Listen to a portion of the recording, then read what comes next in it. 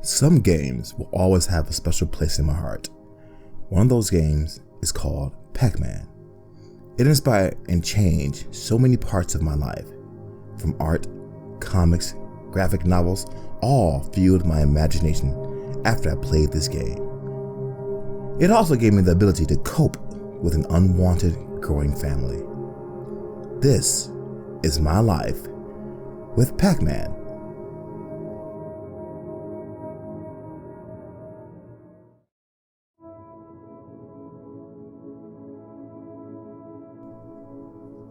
Today I will be discussing Pac-Man.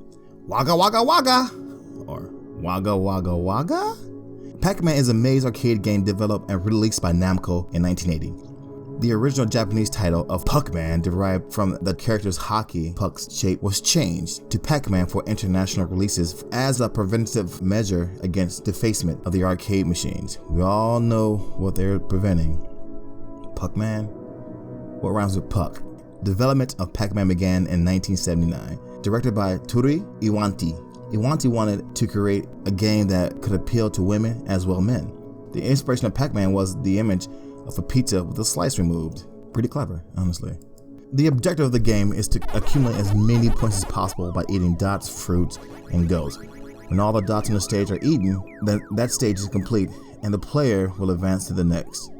4 ghosts roam the maze and chase Pac-Man. If any other ghost touches Pac-Man, life obviously is lost.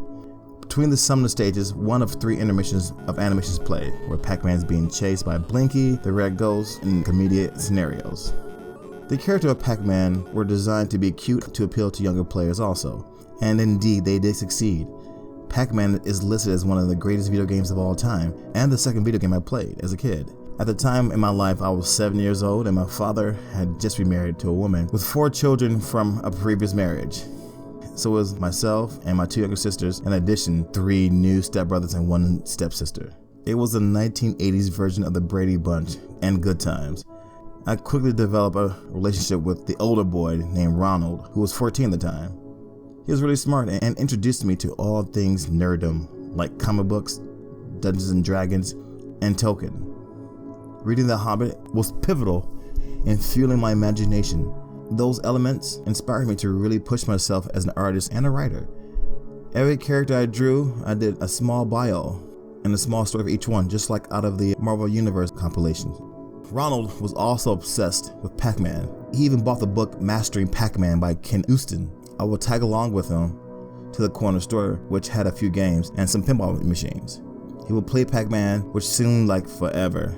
Sensing my boredom, Ronald would let me have a turn. I would usually get as far as the Galaxian Starship, which I think was pretty good. But in hindsight, I should have really read that book by Ken.